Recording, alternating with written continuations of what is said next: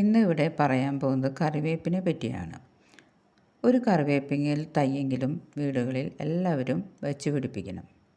കടയിൽ നിന്നെല്ലാം മേടിക്കുന്ന വേപ്പിലയിൽ വിഷാംശം അടിച്ചു വരുന്നതായിരിക്കും. അത് നമ്മുടെ ശരീരത്തിന് പലവിധ അസുഖങ്ങളും വരാനും ചാൻസും ഉണ്ട്. ഇതുപോലെ ആണെങ്കിൽ ഒരു ചട്ടിയിലോ ഡ്രമ്മിലോ ചാക്കിലോ ഒക്കെ നട്ടു വളർത്തുകയാണെങ്കിൽ നമുക്കിഷ്ടം പോലെ വേപ്പില കിട്ടുകയും ചെയ്യും. ₹1 പോലും ചിലവില്ലാതെ കാട് പോലെ വേപ്പില ഉണ്ടാവുകയും ചെയ്യും. അതിനുള്ള 2 ടിപ്സാണ് കേട്ടോ പറയാൻ പോകുന്നത്. അതുപോലെ നമ്മുടെ താഴെയൊക്കെ നട്ട് വേപ്പിൻ മരത്തുമ്മയൊക്കെ ഇലപ്പുള്ളി പോലെ രോഗവും അതുപോലെ തന്നെ മിലി ബഗ്സും അതുപോലെ കൊതുകൊക്കെ മുട്ടയിട്ട് ഇലകൾ കേട് വന്നു കഴിഞ്ഞാൽ ഈ പറയുന്ന 2 കാര്യങ്ങൾ ചെയ്താൽ മതിയാകും. അപ്പോൾ കറിവേപ്പ് നന്നായിട്ട് നല്ല ഇലകൾ ഉണ്ടാവുകയും ചെയ്യും, കാട് പോലെ വളരുകയും ചെയ്യും. നമുക്ക് വീട്ടാവശ്യത്തിന് ഇഷ്ടം പോലെ കിട്ടും. അതുപോലെ നമുക്ക് ബുഷിയാക്കി വളർത്തണമെങ്കിൽ ഇതുപോലെ ഒന്ന് മുകളിൽ കട്ട് ചെയ്ത് കൊടുത്താൽ തൈകളൊക്കെ ബുഷിയായിട്ട് വളരുകയും ചെയ്യും. അപ്പോൾ ഇനി നമ്മുടെ 2 സൊല്യൂഷൻ പറയാൻ പോകുന്നത്, നല്ല പുളിച്ച കട്ട തൈരെടുക്കുക, പിന്നെ മഞ്ഞൾ, വെളുത്തുള്ളി. അപ്പോൾ നമ്മളിതേ കഞ്ഞിവെള്ളത്തിലേക്ക് തൈര് ഒഴിച്ച് കൊടുത്ത് നന്നായിട്ട് മിക്സ് ചെയ്ത് എടുക്കണം. ഇങ്ങനെ മിക്സ് ചെയ്ത വെള്ളത്തിലേക്ക് പിന്നെ ഇടുന്നത് മഞ്ഞൾ, വെളുത്തുള്ളിയാണ് കേട്ടോ. വെളുത്തുള്ളി ചതച്ചത് നന്നായി ചതച്ച് ഇതിലേക്ക് ചേർത്ത് കൊടുക്കണം. എന്നിട്ട് നന്നായിട്ട് മിക്സ് ചെയ്യണം.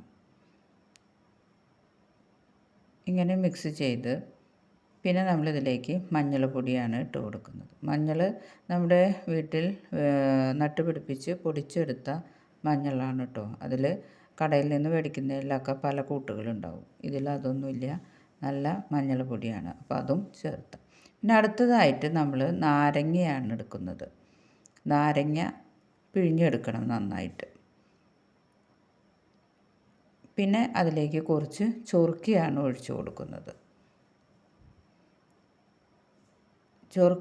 അത് നന്നായി ഇളക്കി കുറച്ച് വെള്ളമെടുത്ത് അതിലേക്ക് ഒഴിച്ച് അത് മിക്സ് ചെയ്യണം.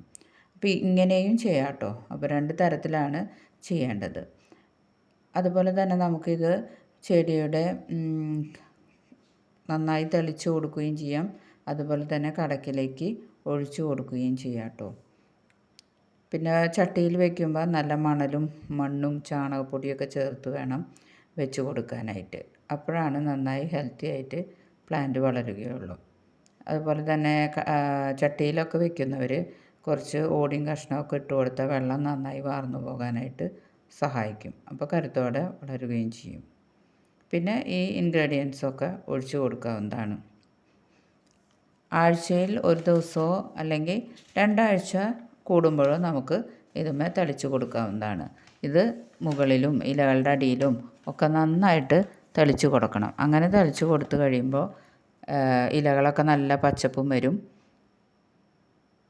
കേട് ഒക്കെ മാറിക്കിട്ടും. എല്ലാവരും ലൈക്ക് ചെയ്ത് സബ്സ്ക്രൈബ് ചെയ്യണം കേട്ടോ. അഭിപ്രായങ്ങളും കമൻറ്റായി രേഖപ്പെടുത്തണം. ഇനിയും വേപ്പിൻ തൈ വയ്ക്കാത്തവരൊക്കെ എല്ലാവരും ഒരു ചെടിയെങ്കിലും വെച്ച് ഇതുപോലെ ചെയ്ത് നോക്കിക്കോളൂ. നന്നായിട്ട് റിസൾട്ട് കിട്ടും. ചെടിയെ പ്രൂൺ ചെയ്യുന്നതും അത്യാവശ്യമാണ്.